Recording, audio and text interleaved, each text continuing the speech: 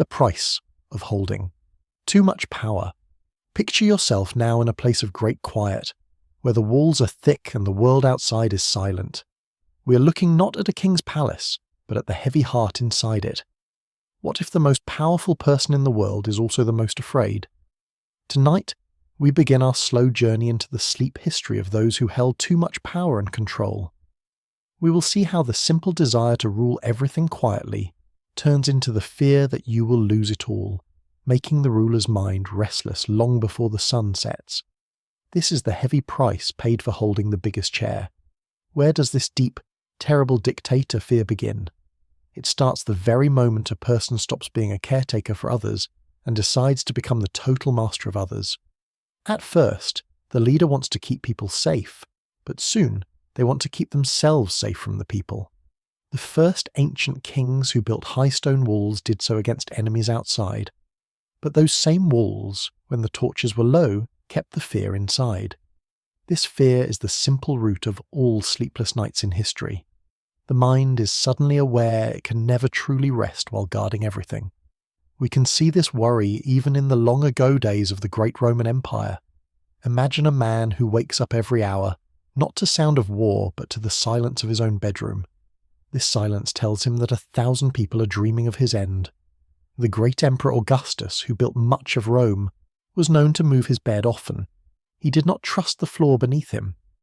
This moving of his sleeping place was a small, silent story of his great fear. The emperor's bed was not a place of rest, but a new spot to wait for morning, watching for betrayal in the shadows. Why does total power always take away inner peace and rest? Because controlling other people is like holding water in your hand. The harder you try to keep it, the more it slips away. Power promises safety, but it gives only worry. The leader has everything to lose, and so the leader must constantly worry about everyone who wants to take it. The meaning is very simple. Total control over others means you are always waiting for someone to try and control you. This waiting, this tension, is the opposite of sleep. This deep worry about the loss of sleep shows us something about the heart of all great history of control. The mind knows that true rest comes only with a quiet conscience, a feeling of innocence and having done no wrong. When a leader does great wrongs to hold power, the mind begins to scream. The more they took from the people, the less they could keep for themselves, especially rest. The dictator's fear of sleep is the hidden force of human nature telling them the truth they cannot hear in the day. Power is never worth the loss of your own peace. As the shadows lengthen and the moon begins its quiet watch, picture that one single, heavy crown on a velvet pillow, feeling heavier than a mountain. It is a symbol of great waking and not of peaceful rest. Sleep paranoia is the constant companion of great power. Breathe deep now and let go of any tension you might hold. Feel the quiet of your room and let your mind drift. If this gentle story helped you find a moment of peace, breathe deeply and share this story with a friend who needs quiet rest tonight. Why silence becomes the enemy's voice. Picture a quiet room, so quiet you can hear the softest dust fall. In a normal home, this silence is comforting, a gentle blanket for peaceful sleep. But in the home of a person with absolute power, silence is not quiet at all. It is a terrible, busy noise, filled with thoughts that scream of imaginary betrayals. Tonight we follow the sound of no sound, and watch how the solitude of power makes every small noise sound huge, turning a quiet room into a stage for secret plots. This is the heavy price of waiting for the voice of a quiet enemy. When the leader is alone, their mind has nothing to focus on but itself. This is where internal suspicion begins its work. The quiet lets the mind play tricks. Did the guard shift his feet too loudly? Did the wood of the floor creak because someone stood there, or because the house is old? Every ruler who feared sleep knew this feeling. The lack of outside noise meant that the loud, powerful noise of paranoia could finally be heard very clearly. The mind of the dictator becomes the enemy, whispering that the world is watching and waiting. In the stories of great rulers across history of empires, this fear is very real. Some leaders would actually hire people just to walk around in the next room while they tried to sleep. They wanted a steady, boring noise. Why? because a sudden sharp silence was worse than any drum. Silence meant waiting. Silence meant planning. Silence meant the knives were out and still. The dictator learned to hate the dark and the still air because the quiet seemed to be listening too. The greatest enemies were always those they could not see or hear. What does this tell us about the meaning of fearful rest? A dictator needs to control the story, control the people, and control the noise. But in the deep, quiet night, the one thing they cannot control is their own mind. The mind remembers all the hard things done in the day, and it refuses to be quiet. This quiet refusal is the enemy's voice. It tells the leader that the world is a dangerous place and that they must never, ever close their eyes for too long. The very air around them feels heavy with unsaid words. When we study power and sleep, we see a connection. The less honest a leader is, the more sensitive their ears become to the quiet. This is the great hidden truth about control. Innocence lets you sleep soundly, even next to a fire. Guilt forces you to wake at the sound of a falling feather. The tyrant's mind is a loud room because of all the bad deeds that live there. The silence of the night is simply a mirror that shows the dictator the terrible noise of his own decisions. The secret is that the enemy's voice is only their own voice. As the quiet deepens around you, think of that leader, alone in a huge quiet room, listening for a sound that will never come from outside. Only the gentle thump of their own worried heart. This is the solitude of power. Let the quiet of your own room be a safe, comforting sound. Know that the silence is your friend. Breathe deep now, and let the gentle story take your worries away. If this gentle story helped you find a moment of peace, breathe deeply and share this story with a friend who needs quiet rest tonight. The secret history of the bedroom walls. Think of the safest room you know, maybe your own quiet bedroom. Now imagine that room belongs to a dictator. It is built like a small fortress, designed to keep out every possible danger. Yet, in the history of fearful rulers, these secure, darkened rooms often held the least amount of true, peaceful rest. Tonight, we listen closely to the secret history whispered by the walls themselves. These were the only witnesses to the lonely struggle between immense power and a desperate need for a few simple hours of quiet sleep. The first powerful people learned quickly that their biggest rooms made them feel the smallest.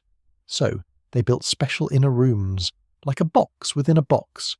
These were often hidden behind fake bookcases or down secret stairs. For example, during times of great political trouble, some leaders had simple cots set up in their official map rooms or behind giant safes. They hoped that the closeness of their treasures or the sheer thickness of the walls would create a safe bubble.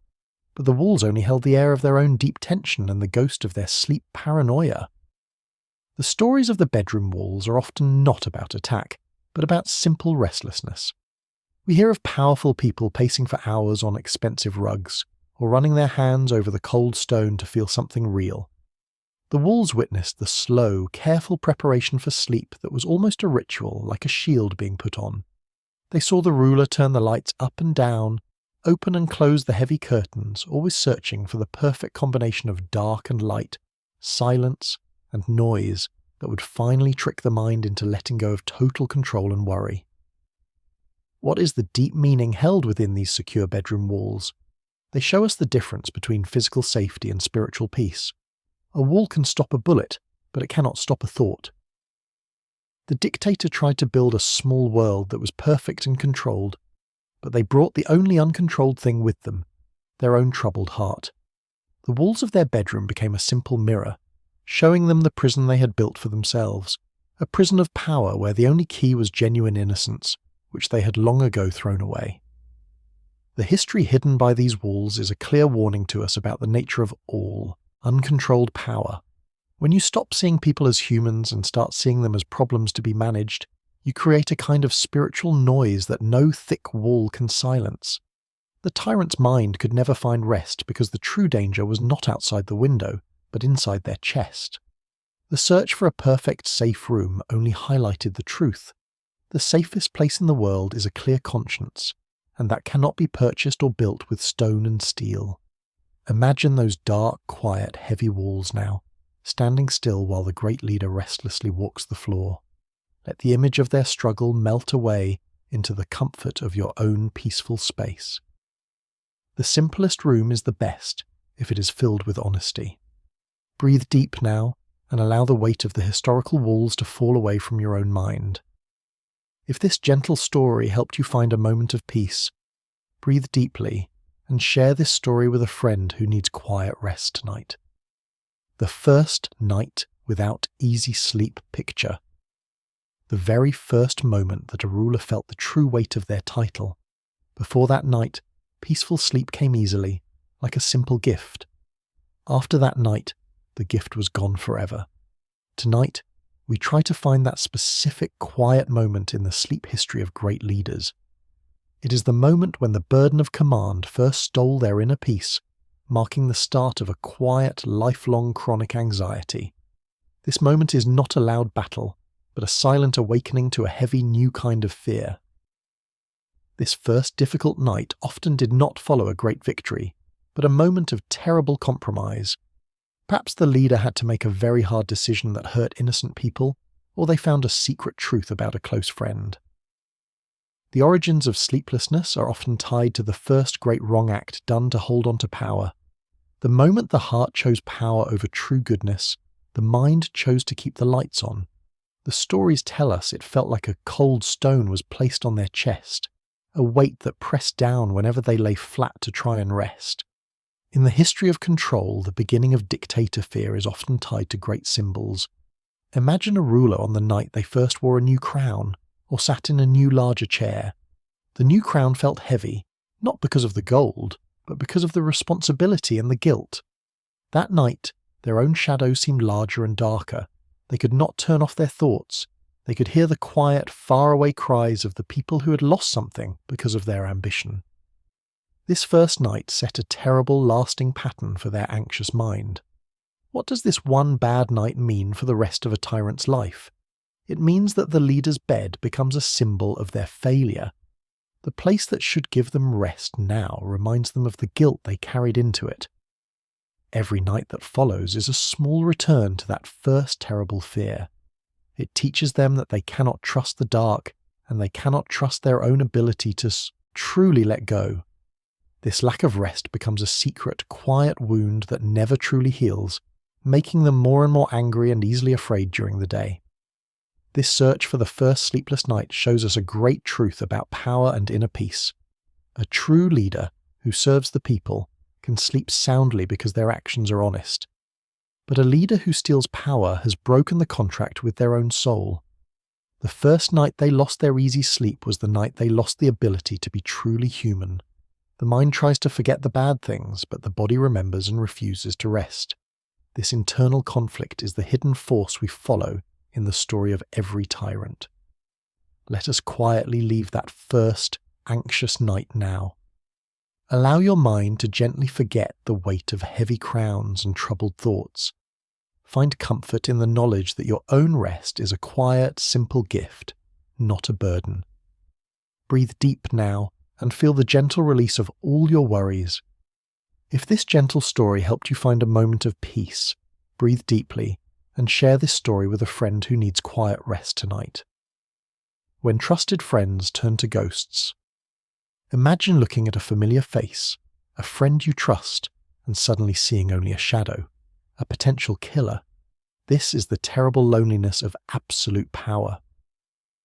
Tonight, we softly recount how a dictator's inner circle, those who help them rise, begins to feel like a ring of silent conspirators. This feeling fills their sleepless nights with doubt and cold suspicion. The people they once loved become the silent ghosts of betrayal that walk the halls of their mind, making true rest impossible. The origin of this suspicion is simple. The dictator knows they would do anything for power, so they believe everyone else would too. If the leader killed a friend to get to the top, then they know a friend can kill them to take their place. This terrible lesson in power history means that trust is broken forever. Every smile, every helpful word, every small kindness is now viewed through a lens of fear. The leader can no longer separate real love from a hidden plot, and this internal confusion burns away their ability to find quiet peace. In the history of fearful rulers, this suspicion often became very real. They would test their closest friends with hard questions, or make them do terrible things just to prove their loyalty. but every test only made the leader more afraid. If the friend passed the test, the leader wondered if they were too good at hiding their true feelings. If the friend failed, the leader saw a secret enemy. The simple human relationship of trust was broken and replaced by a cold, watchful eye that could never truly close, even when the body desperately needed sleep and rest. What is the deep meaning of this fear of friends? It shows us that loneliness is the true price of total control. The dictator cut himself off from the simple warmth of human connection, which is a necessary food for the soul. They traded love for obedience, and the mind cannot rest in a cold place of only obedience. The tyrant's mind sees a conspiracy in every corner because their life is based on the secret knowledge that their rule is not truly wanted. The faces of their old friends in the dark remind them of their lost honesty. This story of friendship turned to fear shows us the simple truth about power and trust. Trust is the soft blanket that allows for sleep. Without it, the mind must stay awake and stand guard. Always. The leader's deepest anxiety is not from a faraway army, but from a trusted hand that might hold a cup of poison. This inner, constant vigil is the hidden force that takes away their rest. The fear is not just of death, but of being caught off guard, vulnerable, in the moment of deepest sleep. As we gently turn away from the heavy doors of power, let us remember the comfort of a trusted voice and a simple, honest connection.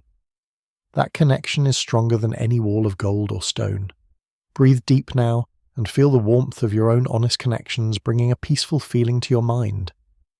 If this gentle story helped you find a moment of peace, breathe deeply and share this story with a friend who needs quiet rest tonight. The slow disappearance of simple food. Imagine the simple pleasure of eating a warm meal, feeling safe and nourished. Now picture a person who must look at every single piece of food and wonder if it will bring death. Tonight, we explore the deep sleep history of dictator paranoia surrounding food and drink. We will see how the suspicion of poisoning slowly turns the simple, necessary act of eating into a ritual of nightly dread. When your own meal is a potential enemy, peaceful rest is impossible. The origin of this strange fear is ancient, going back to the first kings and emperors who were betrayed by a servant in the kitchen. The more powerful the ruler became, the more enemies they created. It was easier to slip a quiet powder into a glass of wine than to storm a fortress. This is the quiet lesson learned in the history of control. The closer the danger, the more effective it is. Because food is the most trusted thing we take into our bodies, it becomes the ultimate tool for hidden betrayal. In the lives of many fearful leaders, this ritual became very strange. Some would only eat food that was prepared by one specific person, often a trusted mother or old servant. Others had food testers, people who would eat every dish first and then wait an hour before the dictator would take a single bite. This long, anxious waiting before every meal was a small daily reminder of their fear. Even when the food was deemed safe, the tyrant's mind would worry. They would look at the cup and wonder if the tester had been paid off, or if the poison was just too slow. What does this obsession with food reveal about the larger meaning of power and fear? It shows us that the dictator cannot even trust the most basic human need, survival. This constant internal war over food means that the body is always prepared for fight or flight, never for calm rest. When the stomach is full of suspicion, the mind cannot empty itself for sleep. The simple act of eating, which connects us to life, became another point of deep, quiet anxiety, proving that absolute power brings only constant, grinding worry. This story of the loss of simple pleasure shows us the hidden force that takes away peace. Dictators try to control life itself, but they are constantly reminded that life is fragile and can be taken in the simplest ways. The fear of poison is a symbol for all the unpunished wrongs they have committed. They worry that the justice they denied others will come back to them, quiet and invisible, mixed into a gentle soup. The inability to enjoy a meal is a sign that their soul is permanently hungry for the lost peace that power destroyed. Now, as you listen, imagine the warmth and safety of a simple, honest meal shared with no fear.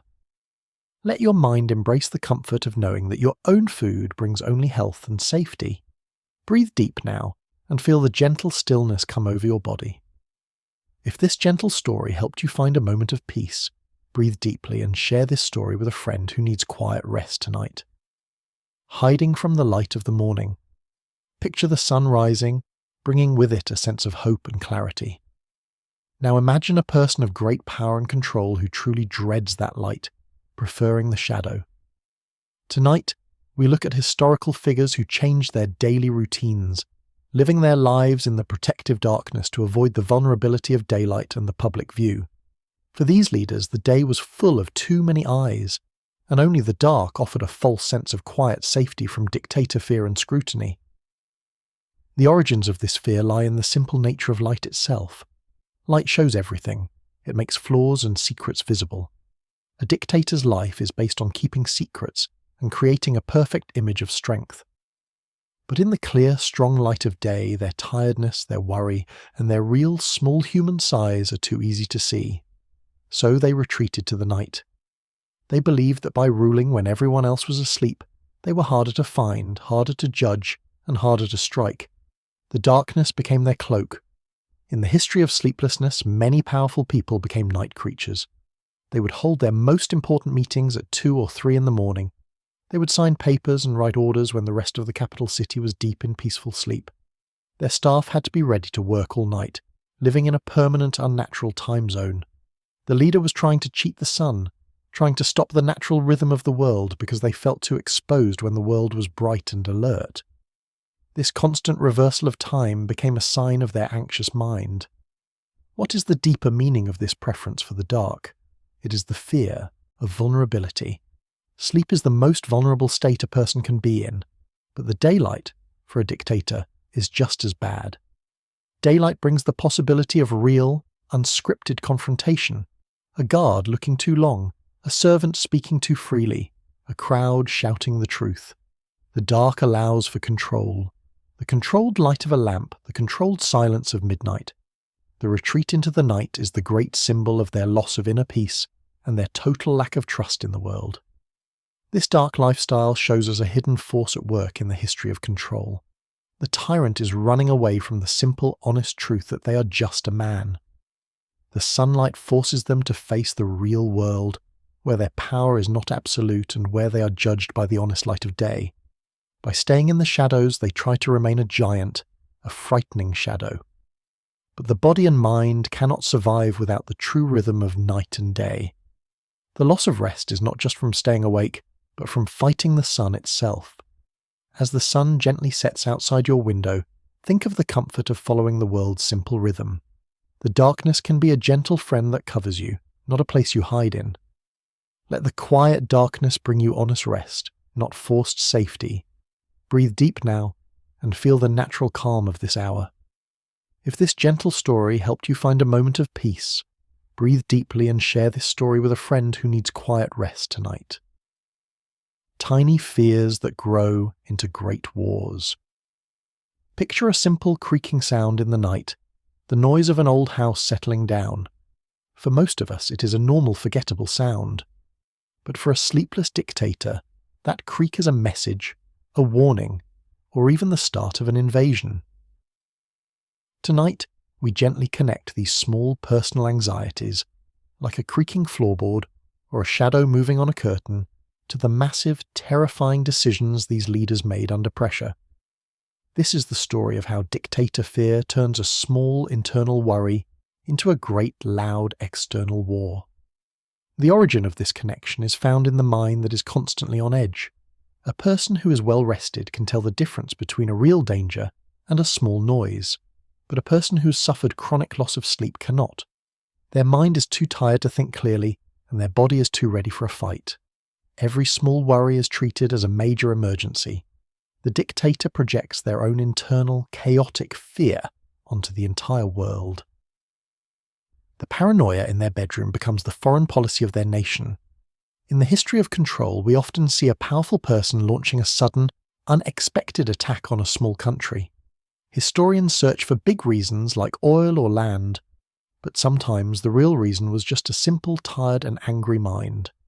The leader was so tired of waiting for the internal betrayal that they decided to create a very real external enemy to fight. They felt that if they could create a loud, visible enemy outside, it would quiet the terrifying whispers of doubt and suspicion inside their own head, bringing a false sense of purpose. What is the deep meaning of this pattern? It shows us the cost of anxious power. A leader who is not at inner peace will always try to make the whole world as chaotic as they feel. They cannot stand the sight of a quiet, happy or free neighbour, because that quiet peace reminds them of the rest they have lost. The great wars they started were simply the largest possible expression of their own small, terrified heart. They were trying to silence the sound of the creaking floorboard by ordering the loudest possible noise, the sound of marching feet. This connection between sleep deprivation and massive conflict shows us the hidden force of human fragility and power. A well-rested mind is stable and wise. A tired mind is reckless and cruel. The dictator's fear of rest is not just a personal problem, it is a world problem. The inability to trust a simple shadow is what leads to the death of thousands of people who are only trying to find their own peaceful rest. The history of control tells us that world stability depends on the quiet minds of those who rule. Now, as you settle down, listen to the simple, gentle sounds of your own peaceful space. The creak of the house is just the wood settling, nothing more. Let those gentle sounds remind you of the quiet strength of a rested mind.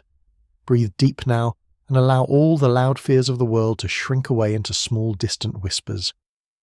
If this gentle story helped you find a moment of peace, breathe deeply and share this story with a friend who needs quiet rest tonight. The strange case of always moving beds. Picture a very grand bed, soft and warm, but never in the same place 2 nights in a row. Tonight, we look at the strange historical accounts of fearful rulers who constantly changed the room where they slept. They believed that by moving their sleeping place, they could escape the physical reach of their hidden enemies. This obsession with an always moving bed is a simple, visual story of dictator paranoia and the total loss of a peaceful sense of home and rest. The origin of this strange ritual is a lack of trust in the ground itself. For a person of absolute power, every location feels known to their enemies, every corner a place where a plan could be hidden. If the enemies know your room, they can plan the attack. By moving the bed every night, sometimes only a few feet to a different corner of the room, sometimes to an entirely different house, the dictator was trying to create an emergency layer of secrecy. They wanted the enemies to think, "We don't know where he is tonight." In the detailed history of control, the movement of the bed was often a great secret kept even from the leader's closest staff. Special people were assigned only to know the secret location, and they were often watched even more closely than the enemies themselves. Imagine the effort. Heavy beds, moved on hidden wheels, sometimes through underground tunnels, all for just a few hours of maybe uninterrupted sleep. The bed became a silent traveller, but the fear always travelled with it, making the ruler's life feel like a constant, quiet, tiring journey of escape. What does this desperate movement reveal about the meaning of safe sleep? It shows us that the dictator confused movement with safety. They thought that if they were always changing, they could never be truly caught. But safety is not a place you can move to. It is a condition of the heart. By moving their bed, they only amplified their anxiety, teaching their body that no place was truly safe. The constantly changing room became a mirror for their constantly changing, restless mind. This obsession with the moving resting place is a hidden force that shows the failure of total physical security. The leader tried to use physical means, stone, walls, movement, to solve a problem of the spirit. The enemy they were trying to escape was not under the floor, but in their own conscience. The simple fact that they could never stop moving, even to rest, proves that the tyrant's mind could never truly let go of command, not even for a moment of quiet slumber. The heavy bed was light compared to the weight of their own fear. As you lie still now, feel the comfort of your own steady, unchanging room. Your rest does not need to move to be safe. Its safety comes from the honest peace in your heart. Breathe deep now and feel the gentle stillness of your surroundings sink into your body. If this gentle story helped you find a moment of peace, breathe deeply and share this story with a friend who needs quiet rest tonight. Guards who only hear softest breathing. Imagine a guard whose only job is not to fight, but to listen to your breathing. Tonight, We look at the elaborate security measures and the trusted guards placed closest to a ruler's room. Their unique and exhausting task was to listen for the sound of a restless stillness or any change in the dictator's quiet rest. This level of intense personal surveillance shows the depth of dictator paranoia and the desperation to monitor even the simple, natural rhythm of human sleep. The origin of this specialized guarding lies in the knowledge that a powerful person is most vulnerable when they are asleep. The dictator knew that if a hidden enemy got past the outer walls, they would be utterly exposed. So they created the final barrier, a human ear. These chosen guards were not always the strongest fighters, but the most trusted listeners. They were asked to listen for a change in rhythm, a strange cough, or the sound of the ruler getting up suddenly. This created a circle of sleepless vigil around the leader. In the history of empires, these listening guards became silent, psychological symbols of the leader's fear. They were often placed just on the other side of a thick door or even inside the room, sitting perfectly still. Imagine the tension of the room. The dictator trying to be quiet to fall into deep sleep, and the guard trying to be quiet to listen to the dictator. The guard was a constant, breathing reminder that the leader was never truly alone, and that even in rest, they were being watched and judged. What is the deep meaning of needing a human ear to monitor your rest? It shows the final, terrible breakdown of trust and inner peace. The dictator needed proof that they were still alive and safe, and they needed a loyal witness to any emergency. They could not rely on their own body to keep the time of rest, so they delegated the task of being awake to another. The guard's sleeplessness was a direct reflection of the dictator's own fear, a heavy, shared burden of the cost of absolute power and anxious control. This unique job of listening for breath is a hidden force that shows the fragility of all tyrannies. The powerful person who demands control over millions cannot even control the simplest function of their own body, the need for rest. They must rely on a servant for the certainty of their own survival. The quiet breathing of the guard was a small, cold sound that reminded the dictator that another person was awake and aware while they were attempting to lose awareness in slumber. Let us now gently release those listening guards from their post. Allow your own body to settle into the quiet awareness that you are safe and alone in your peace. No one needs to listen to your breath to keep you safe. Breathe deep now and feel the comforting weight of your body sinking into rest. If this gentle story helped you find a moment of peace, breathe deeply and share this story with a friend who needs quiet rest tonight. The lost art of sleeping like a child. Picture a child asleep. Their face is completely relaxed, their breathing is deep and even, and their hands are open and loose. This is the image of true, peaceful rest. Tonight, we gently reflect on stories of a dictator's quiet childhood sleep versus their terrible adult wakefulness. We show the human tragedy of a mind permanently scarred by uncontrolled ambition, which stole the simple, easy skill of sleeping like a child. The origin of this loss is found in the moment the ruler decided that power was more important than simple goodness. A child sleeps easily because they trust the world to protect them. The adult dictator trusts no one, not even themselves. The open, relaxed hands of a sleeping child are replaced by the clenched, tense hands of the adult who must always be ready to grab or to defend. The smooth brow of the child becomes the worried, furrowed brow of the tired ruler, etched with every terrible decision made during the history of control. In the lives of many famous tyrants, the records show a striking contrast. As young people, they were sometimes described as lively, dreamy, and quick to find calm rest. But as their power grew, their ability to rest shrunk. The fear of being vulnerable and exposed became an iron wall inside their head. They forgot how to let go, how to surrender their awareness to the night. The very memory of that easy childhood sleep became a distant, sad ghost that haunted their dark, sleepless nights. What does the loss of this simple art teach us about power and the human spirit? It shows us that to be a dictator is to wage war against your own body and mind. True rest requires surrender, surrendering control, surrendering worry, surrendering the day. A person obsessed with absolute control cannot surrender anything, not even for a few hours. The dictator cannot find inner peace because they refuse to become small and trusting again. which is the necessary state for genuine deep slumber. This story of lost innocence is a powerful force that shows us the true cost of unchecked dictator fear. The price is not just a tired body, but a permanent break with the simple, honest parts of the self. The adult's inability to sleep is the child's small, honest soul crying out for the innocence that was sacrificed for the throne. The heavy crown they wear in the day is less burdensome than the memory of the light, easy sleep they used to enjoy as a boy or girl. Now, as you settle down, remember the gentle, open hands of a sleeping child. Let that image bring a soft peace to your own muscles and mind. Allow your face to relax and your breathing to deepen, trusting the quiet world around you. Breathe deep now and welcome the gift of simple, easy rest. If this gentle story helped you find a moment of peace, breathe deeply and share this story with a friend who needs quiet rest tonight. The failed promises of calming herbs. Let your mind drift now to this single image. A small dark bottle filled with a gentle calming liquid made from plants and special herbs. This bottle holds the promise of peaceful sleep. Tonight we look at the desperate measures of fearful leaders who turn to historical sleep aids and narcotics, and how they ultimately failed to quiet the internal storm.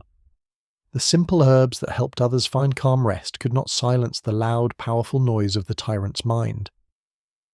The origin of this need for aid is the simple failure of the will. The dictator, who could order armies and move mountains, could not order their own body to shut down for rest. They sought outside help, believing a simple potion or pill could fix a spiritual problem. They wanted a magic key that would unlock the door to deep sleep without forcing them to change their cruel ways. This search for an easy chemical fix is a repeating pattern in the history of control and the loss of inner peace. In the records of dictator paranoia, the potions became stronger and the doses larger over time. At first, it might have been a simple tea made from calming flowers, but as the guilt grew and the fear intensified, they needed more powerful, dangerous liquids. The irony is that the more power they had, the more they relied on a small, weak bottle to control the most important thing, their own mind.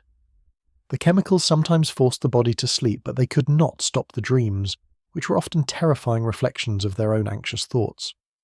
What does this reliance on artificial aid tell us about the meaning of genuine rest? Now focus your eyes on this next quiet sight. It shows us that sleep cannot be faked or forced. The body and mind have a natural guard that only allows true rest when the person is honest and feels safe. The moment the dictator tried to trick their body with a powerful substance, they broke the natural rhythm of sleep and wakefulness. This act of chemical control was another attempt to control life, and just like all their other attempts, it only brought more chaos and more anxiety to their sleepless nights. This story of the failed promise of herbs is a hidden force that reveals the unbreakable link between morality and rest. You cannot commit great wrongs and then ask a small plant to grant you peace.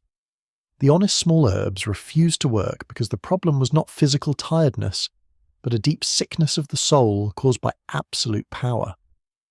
The antidote to their wakefulness was not in a bottle. It was in undoing the terrible things they had done, which they were too afraid to do. As you listen, imagine the quiet, natural power of the world to bring you rest without force or chemical aid. Your body knows how to find peace when the mind is clear. Let the simple quiet of your room be your only helper tonight. Breathe deep now and feel the gentle, natural weight of tired muscles settling into rest. If this gentle story helped you find a moment of peace, breathe deeply and share this story with a friend who needs quiet rest tonight. Poisonous flowers used for deep sleep. We continue our quiet journey from the last chapter, where we saw how simple herbs failed to bring honest rest to those with troubled minds. When the tea made from calming flowers proved too weak to quiet the inner storm, the fearful leaders looked for something much, much stronger. They moved from the gentle plant aids to the most dangerous chemicals, the opiates and toxic substances that promised to force the mind into total shutdown. They did not want to drift to sleep. They wanted to be knocked unconscious. Let's turn our attention to this hidden moment in the dark past, a dictator's hand reaching out for a powerful, addictive substance. The dictator, who saw weakness in everyone else, could not admit their own need. They believed that by controlling the dose of a strong chemical, they could control their peace. The appeal of the opiate was its certainty. It did not ask for a clear conscience. It simply delivered a heavy velvet cloak of darkness, a guaranteed escape from the noise of guilt and the fear of the enemy. The moment they took that stronger dose, the leader exchanged one form of fear for another. At first, there was the wonderful release, a feeling of floating far away from their problems. But this false peace quickly brought a new anxiety, dependence. The fear of being weak was instantly replaced by the terrifying fear that the chemical would run out or that the dose would stop working. They had traded their inner peace for a small, fragile amount of powder or liquid, becoming servants to the very substance they used to force their freedom. This search led many to the historical use of substances derived from the poppy flower, and even to early toxic substances used in old, terrible remedies. These strong compounds were meant to heal, but in large doses they became poisons that amplified the sickness of the soul. Instead of resting, the dictator's body fought the poison, and their mind became even more confused and paranoid. The very tool they used for control became a source of deep chemical chaos. Now, quietly focus your mind on this scene of fragile control, the cracked reflection of a worried face next to a symbol of this false peace. The irony is that the most powerful person in the world became the most vulnerable. They were held hostage by a small dried flower's power, unable to sleep without it, and unable to think clearly because of it. Their public mask of unbreakable strength hid a secret, pathetic dependency. Every night the man who controlled empires had to beg a small, powerful drug for a few hours of shallow rest. This ancient sad story teaches us that true rest is not a chemical state. It is a moral state. It is a quiet agreement between your conscience and your body. No matter how powerful the drug, it can never silence the voice of the soul that needs forgiveness and peace. As you prepare for your own sleep, let the knowledge of these failed historical attempts bring you comfort. Know that your rest is natural and honest. Breathe deep, allow your mind to let go of its heavy worries, and trust in the simple, gentle way of natural sleep. When maps become nighttime obsessions. Our journey into the minds of the sleepless leaders now brings us to a strange, sad sight, the Great Map. These were the men who controlled vast lands, yet their greatest anxiety was often focused on a single small border or a tiny spot on a piece of paper. The very tools they used to plan global war, the large, colourful maps and charts, became objects of nighttime obsession when they couldn't sleep. Instead of seeing the big picture, their tired eyes focused on the smallest details, searching for a flaw in their plan or a secret invasion route that only they could see in the shadows. Close your eyes and picture this quiet scene now, a heavy wooden table covered with an enormous rolled-out map, illuminated only by a nearby oil lamp. They would stare at these maps for hours after midnight, tracing the lines of distant rivers and mountains. This wasn't planning. It was a way to keep the mind busy so it wouldn't have to face the true internal fears. By focusing on a distant physical threat, they avoided the much closer, more dangerous threat of their own guilty conscience. The maps were a way to escape into a fake reality of a logic and conquest, far away from the lonely quiet of the bedroom. The map served as a substitute for sleep. Sleep requires surrender. You must let go of control. But the map allowed the dictator to maintain the illusion of absolute control even in the darkest hours. They could move imaginary armies, redraw borders with a trembling pencil, and win battles that only existed in their weary mind. They saw enemies everywhere, hiding in the blank spaces and the unexplored corners of the paper. Every hill and every forest on the map became a potential hiding spot for the assassin, making the map a mirror of their growing paranoia. This strange habit of map gazing tells us that when a person loses trust in the real world, they replace it with a controlled, two-dimensional one. The map is silent, it is orderly, and it does exactly what the dictator commands. It is the perfect, obedient world they wished they could have outside. But the longer they stared, the more the lines began to blur and the geography began to shift. The tired eyes saw betrayal in the colours and saw rebellion in the shape of the land itself, making the map itself seem like a living enemy that was turning against them. Let a soft visual image come to your mind's eye, the reflection of a sleepless face, distorted and tired, visible on the glossy surface of the map. The constant search for threats on the paper made them blind to the real, immediate dangers in their own palace. While they worried about distant armies crossing a tiny marked bridge, the true betrayal was often happening in the room right next door. The map became a ritual, a form of nightly meditation on fear, replacing the simple, natural meditation of peaceful slumber. As you lie down tonight, let your worries be small and let your focus be close. You do not need the burden of vast lands or complicated plans. All you need is the gentle, comforting geography of your own safe space. Release the need to control every detail. Just breathe and allow your mind to let go of its wide, confusing maps, settling instead into the simple, safe boundary of your bed. If this quiet focus helped you find a moment of peace, close your eyes and gently drift. Whispers from the walls of the bunker. We continue our quiet walk through the sleepless world of the dictator, moving now from the grand map-covered table of the palace into a place of deep artificial safety, the underground bunker. The fear of betrayal and attack grew so large that the leader could no longer trust the surface world, the sun, or the simple protection of brick walls. They chose to descend into the earth, seeking a silence that they believed would keep them safe. But what they found was a silence that was even more terrifying, a silence that seemed to hold its breath and listen for their weakness. Let's imagine this quiet, heavy scene together. A long concrete corridor dimly lit by a single bare, dusty bulb. The air is thick and still, smelling of cold earth and old metal. They believed the bunker was the ultimate shield against the world's noise and plotting. Yet, down in that deep, man-made cave, every small sound became an event. The drip of water, the creak of settling concrete, the distant hum of the air filtration system. These were not natural sounds. They were the whispers of isolation, and the dictator's already fragile mind gave them terrible meanings. The bunker walls, built thick to keep danger out, became prison walls that kept the fear in.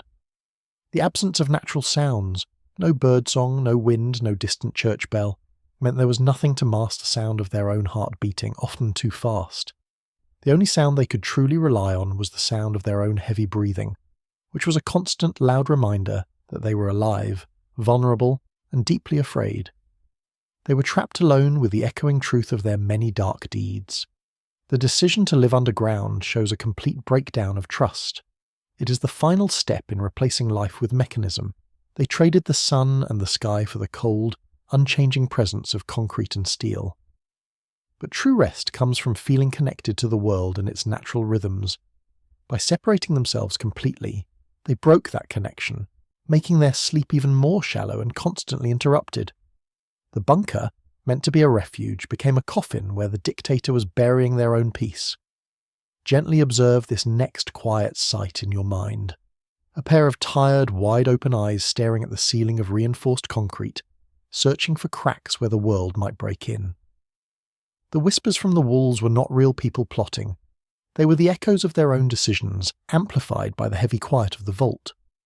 They heard the voices of those they had harmed, not as actual ghosts, but as the inescapable psychological weight of unjust power.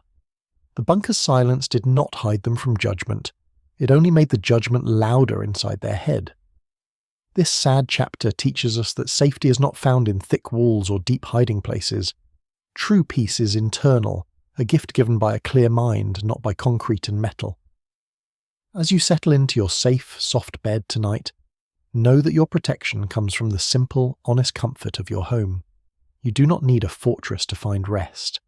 Just breathe deeply, allow the natural silence of your room to surround you gently, and let the quiet sounds of life lull you into a peaceful, deep slumber. The paranoia that filled empty chairs. As we move on from the cold isolation of the bunker, our story arrives at a new, deeply sad sight. The great hall or meeting room where the dictator used to command. But now they are alone, and the room is empty. This is the stage for a subtle but terrible shift in their mind. The physical fear of enemies outside starts to become the hallucination of enemies inside the room.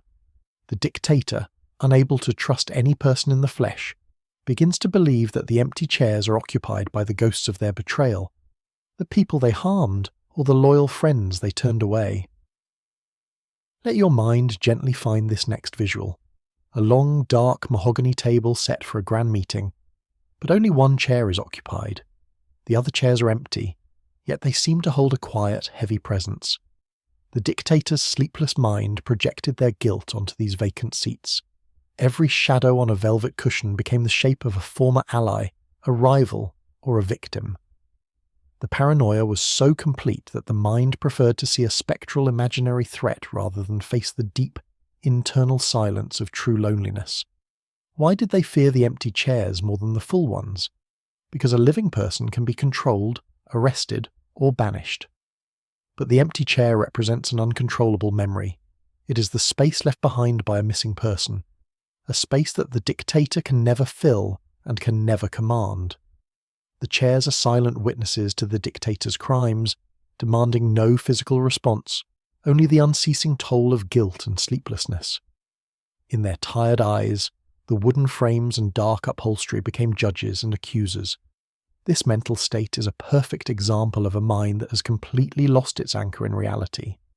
The dictator is so desperate to justify their fear that they must invent an audience for their terror. They might even speak to the empty chairs, arguing their case or issuing new orders, trying to reassert a power that no longer holds any meaning. The Great Hall, once a symbol of their immense power, is now just a large cold box echoing with the sounds of one man's slow descent into madness and isolation. Gently observe this next quiet sight in your mind, the reflection of candlelight shimmering faintly on the polished back of an empty high-back chair. This reflection is the only movement in the room, making the empty space feel alive and threatening. The dictator's greatest fear wasn't death, it was being alone with the consequence of their life. The empty chair is the final undeniable proof that the price of absolute power is absolute isolation, a loneliness so profound it must be filled with ghosts. Take a deep, comfortable breath now. Your own safe space holds only the comforting presences you choose to invite in. There are no ghosts or silent judges in your room, only soft shadows and the quiet comfort of your own clear mind. Let the sad story of the empty chair remind you that true peace is found in honesty and simple connection, not in lonely command. As you close your eyes, allow the gentle darkness to bring you deep, healing rest, knowing that your seat is safe and unburdened.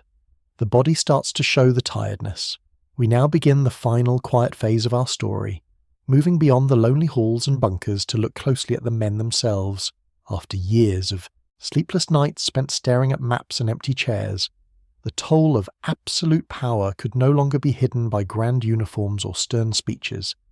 The body always keeps the truest score, and for the dictator, the relentless stress finally began to show itself in quiet, visible ways. This is the moment where the powerful outer mask starts to crack, revealing the tired, frightened person underneath. Let's bring a new sight gently into your mind's view. A single, shaking hand resting on a polished wooden desk, the skin thin and pale, the knuckles prominent. This hand, which once signed decrees for entire nations, now trembles slightly, unable to hold a pen steady. The lack of deep rest meant the small, subtle controls of the body began to fail. A twitch of the eye, a sudden slump in the shoulders, a persistent cough. These were tiny, silent rebellions by a body that was desperately asking for the peaceful surrender of sleep. The face, once full of youthful confidence and strength, was the clearest mirror of the internal decay. Deep circles under the eyes were not just cosmetic, they were the dark rings of cumulative sleep debt, a debt that can never truly be repaid. The mouth, which had commanded millions, was now often dry and drawn tight with strain. The forced smile, used for public appearances, became a grimace that the facial muscles could barely hold in place. They tried to cover it with makeup or bright lights, but the truth of their exhaustion always found a way to peek through. Even the voice, the great instrument of their power, changed. It might have become thin and raspy from strain, or it might have grown louder and more brittle, used to hide a growing weakness. They were no longer speaking from a place of calm authority, but from a place of constant, high-strung anxiety. This physical deterioration meant that even their closest followers began to notice the change. The man who seemed like a god was now looking fragile, human, and frighteningly close to breaking down completely. Let's focus our attention on this specific visual now. A grand mirror, highly ornate and gold-framed, reflecting the pale, aged face of a person who has not slept truly well in years. The reflection is blurred around the edges, suggesting a mind that is also blurred and losing focus. The dictator feared this mirror image more than any foreign army, because the mirror showed the undeniable, quiet evidence of their failure to command their own body. It showed their mortality, the one thing absolute power cannot defeat. As we end this chapter, think about your own body tonight. It asks for simple kindness, not absolute control. It needs the gentle repair that only darkness and quiet can bring. Feel the soft, heavy weight of your head sinking into the pillow, releasing the tension from your eyes and jaw. Let your body surrender to the natural rhythm of deep rest. There is great strength in this surrender, a peace that no dictator could ever achieve. Breathe in, breathe out, and let the quiet come. The desperate search for a loyal healer. The physical exhaustion of the dictator, which began to show in their shaking hand and pale face, brought a new kind of fear, the fear of sickness. A common cold or a simple stomachache could be deadly, not because of the illness itself, but because it forced the leader to rely on another person. Who could they trust to give them medicine and not poison? This fear led to the most desperate search of their whole reign, the hunt for a doctor or loyal healer who had no ambition, no desire for revenge, and most importantly, who could be controlled completely. Gently observe this next quiet sight in your mind. A small, elderly doctor sitting alone in a dimly lit, vast marble room. The room is too big for the quiet task of healing, making the doctor look fragile and nervous under the harsh theatrical lighting. The doctor's worn leather bag, holding simple tools of medicine, seems out of place beside the dictator's gold-plated power. This healer was brought in from far away, often under extreme secrecy, not for their skill, but for their perceived simplicity and lack of connections to any opposing power structure. The testing of the doctor was often as stressful as the illness itself. The dictator might demand that the healer taste every medication first, or spend hours watching them prepare a simple herbal tea. This obsessive need for proof meant that the doctor was always a prisoner, held under the deepest suspicion. Their healing knowledge was now just another tool of power, and their hands, meant to bring comfort, became instruments of fear, watched by guards who were also watching the dictator. Deep sleep became impossible for both the patient and the physician.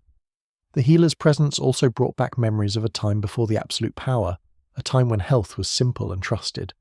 The doctor represented the normal, healthy world the dictator had violently left behind.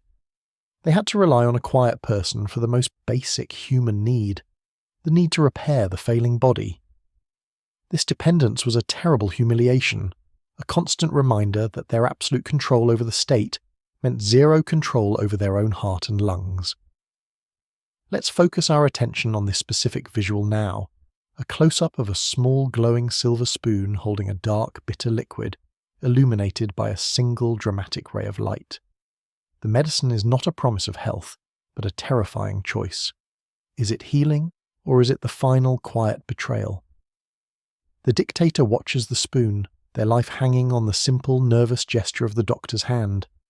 The inability to trust even a simple spoonful of liquid reveals the final, total breakdown of their psychological world under the constant pressure of sleepless power. Now, let this scene fade into the soft darkness of your own room. The people who care for you do so with trust and simple honesty. You are safe from such terrible suspicions. Feel the quiet stability of your own body as you breathe in and out. There is no desperate choice, only the simple, healing process of rest awaiting you. Allow your mind to clear, and let the gentle knowledge of your safety carry you deep into a comforting, uninterrupted slumber. Why the rooster's crow was the worst sound. For most people, the sound of the first morning bird or the rooster's crow is a comforting sound of a new day, full of fresh possibilities. But for the sleepless dictator, it was the most terrible alarm clock. That sound meant they had survived another night of fear. Yes, but it also meant they had failed to find the deep rest they craved. The rooster's crow announced the sudden return of the real world, the world full of people, questions, appointments, and the public they had to pretend to lead. Now, let's gently conjure this quiet image in your mind. A small, distant rooster perched on a dark, wet rooftop silhouetted against a tiny sliver of harsh, cold, yellow-grey dawn light. The sound of the crow, though invisible, seems to pierce the vast cold stillness of the pre-morning air. It is a moment of stark, painful transition.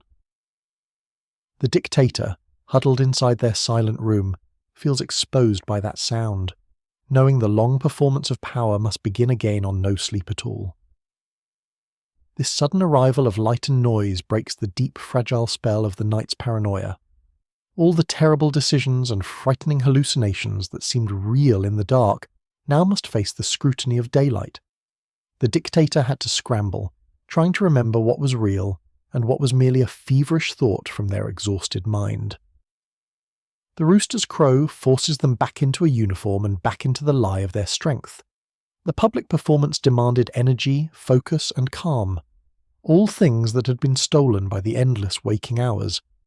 Imagine trying to run a country on 3 hours of fractured sleep. Every handshake is a struggle, every sentence a risk of saying something strange or tired.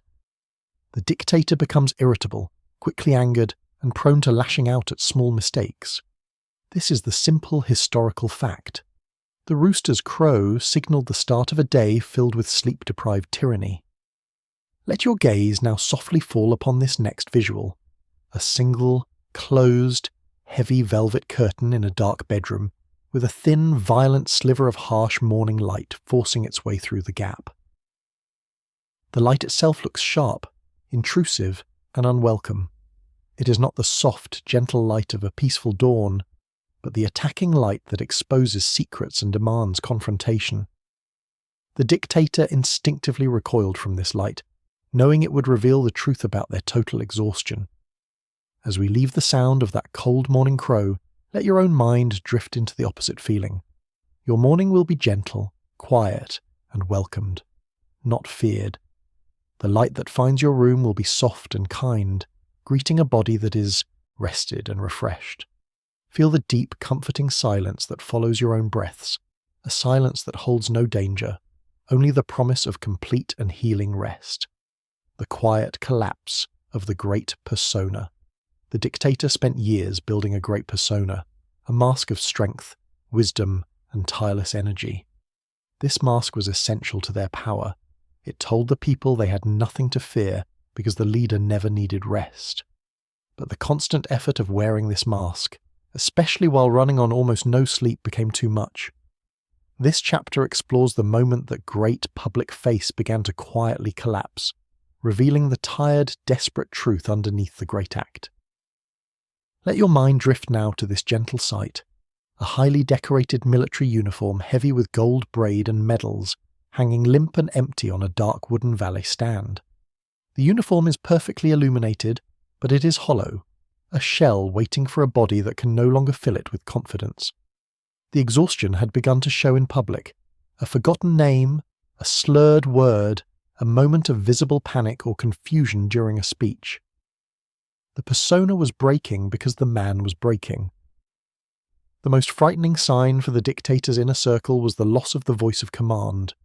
The great leader who once spoke with unshakable certainty now spoke in whispers, or shouted in sudden, unpredictable rages. Their memory became spotty, forcing aides to constantly remind them of basic facts and meetings.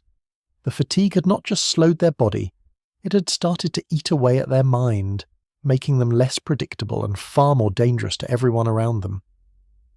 The collapse was often seen in small, pathetic details. The dictator might start nervously fiddling with a pen, or tearing small bits of paper during a serious meeting. They might refuse to wear shoes that were too tight, or demand a favourite childlike blanket on a cold night. These little signs of vulnerability broke the spell of their supposed divinity. The sleep deprivation stripped away the powerful image, leaving behind a simple, tired old man who was terrified of losing control. Focus your attention now on this specific visual, a discarded silk handkerchief used to wipe away beads of sweat, lying crumpled on a polished stone floor. The handkerchief is stained and carries the physical evidence of their fear and exhaustion. The dramatic lighting draws attention to this small, forgotten object, highlighting the vast difference between the leader's powerful public image and the messy reality of their internal struggle and sleepless nights. As this chapter fades, remember that true power comes from truthfulness and rest. You have no need for a tired mask or a demanding persona. You're safe to be exactly as you are, ready for deep, restoring sleep. Allow your own mind to gently discard any worries or tired thoughts, much like that used handkerchief. Let go of the day, breathe deeply, and allow the quiet darkness to rebuild your energy and calm your spirit.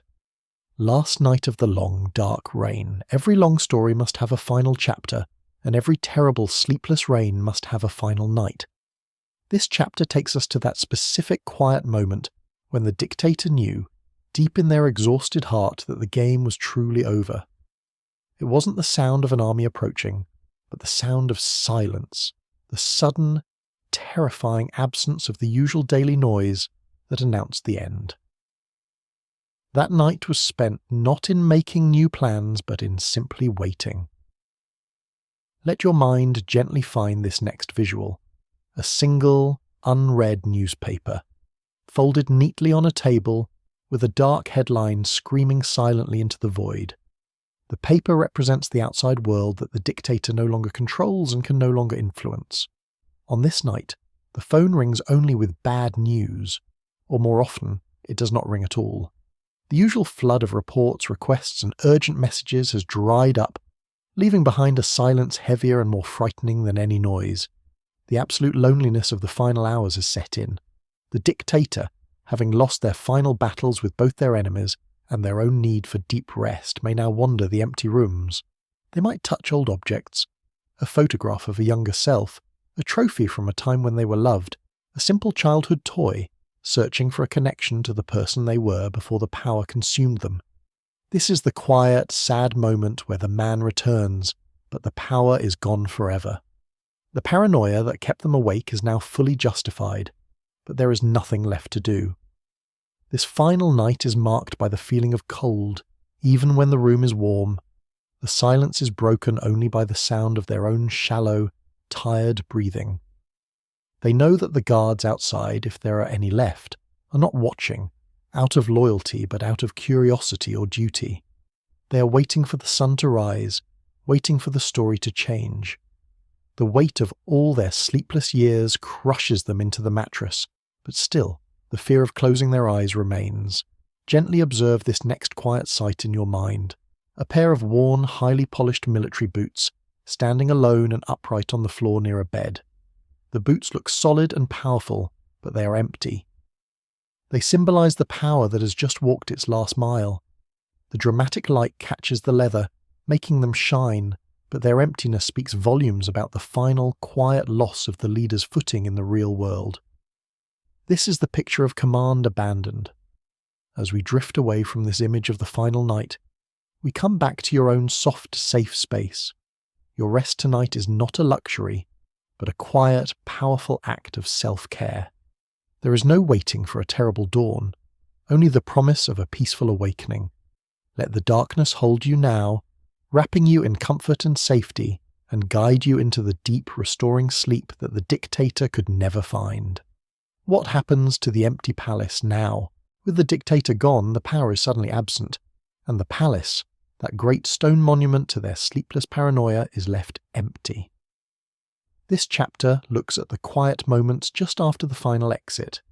The palace is no longer a symbol of fear, but a house of ghosts where every shadow and echo reminds people of the terrible things that happened inside.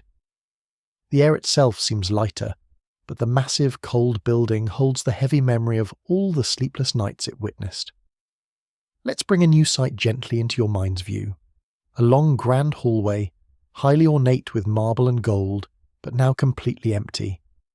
A single, wide beam of pale, morning light stretches across the floor, revealing only dust motes floating in the silent air. The stillness is profound, almost shocking. No footsteps, no whispers, no urgent commands. The palace, built to be a center of constant, sleepless action, is now finally experiencing the deep, profound silence that its former master so violently resisted. Imagine the small things left behind: a half-drunk cup of tea, a scattered pile of papers, a velvet slipper kicked carelessly under a massive chair. These small human details, suddenly visible, reveal the frantic, exhausted mind that once ruled there. The house is quickly emptied of its powerful meaning. What was once the most secure place on earth is now simply a very large, very cold, and very vulnerable building waiting for its next, quieter purpose. The most valuable thing left in the palace is the silence. This silence is the first true peace the building has known in years. It is a cleansing quiet, one that begins the process of forgetting the fear and remembering simple, safe things. The marble rooms and heavy doors that once hid terrible secrets now stand open, breathing in the fresh air of a new, sleep-filled world. The entire structure seems to sigh, finally released from its long duty to the dictator's paranoia. Focus your attention now on this next specific visual: a broken, ornate clock face lying on the ground, its hands frozen at a specific random hour. This clock, which once marked the urgent, sleepless schedule of the dictator, is now silenced and defeated. Time itself has stopped moving with their command. The image reminds us that the dictator's attempt to control everything, even the hours of the night, was ultimately unsuccessful. Their reign was an interruption, and now normal time, quiet and steady, has returned. As we leave the empty palace, bring the quiet back to your own safe home. Your home is a place of comfort, not command, a structure that holds your peace, not your paranoia. Feel the strong, still foundation of your room, ready to keep you safe through the night. Let the silence around you be not an absence of power, but the full presence of rest. Breathe deeply, trust the quiet, and allow yourself to sink into deep, uninterrupted sleep. The stories we tell when the fear ends with the dictator and their silent guards. Gone. The people finally feel safe enough to speak the truth out loud. The stories they tell are not about great battles or grand speeches, but about the small, strange, human moments that revealed the leader's fear. This is the final, quiet act of history. The stories that free the people are often about the dictator's sleeplessness, their strange demands, and their small, visible moments of exhaustion. Gently observe this next quiet sight in your mind.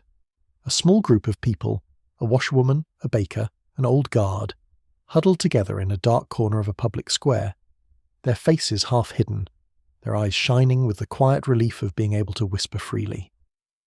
They are sharing a story about the dictator's strange, tired habits, the way he always wore the same old slipper, or how he insisted on having a glass of warm milk every hour of the night. These stories make the terrible leader seem small and human. These whispered tales are important because they strip away the mythical power of the leader. They show that the man who commanded armies was ultimately just a tired person who couldn't sleep. This knowledge brings comfort and an end to the paranoia that had gripped the nation.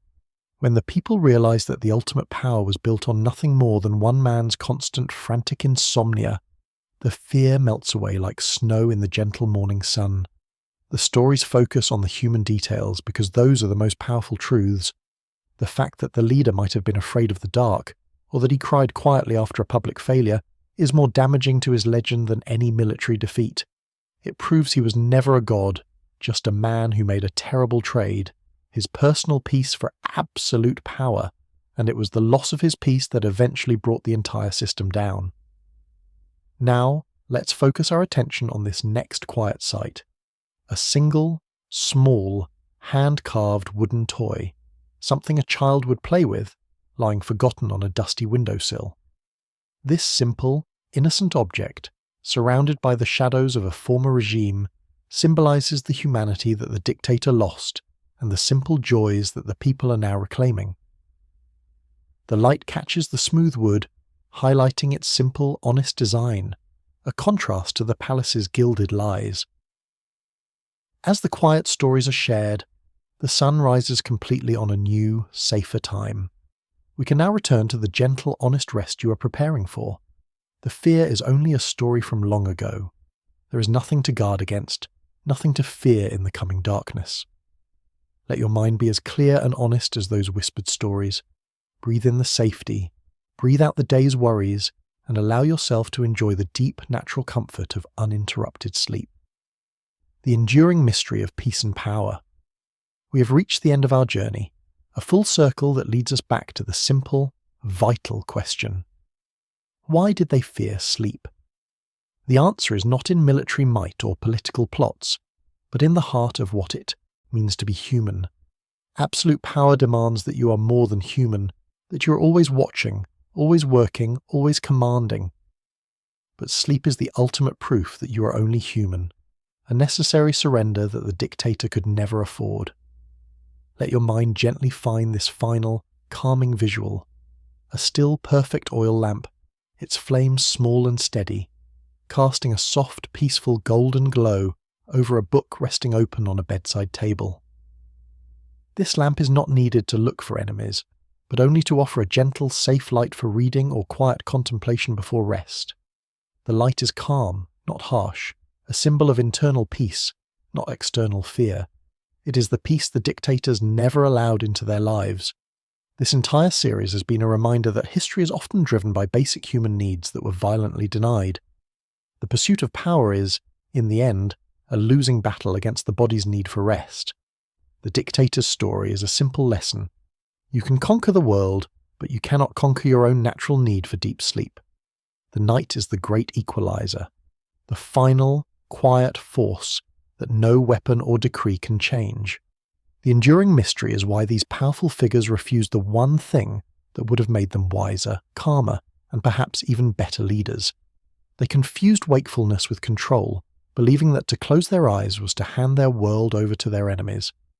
But in reality, by refusing rest, they handed their minds over to paranoia and exhaustion, which became their most dangerous enemies of all. Now, focus your attention on this final specific sight.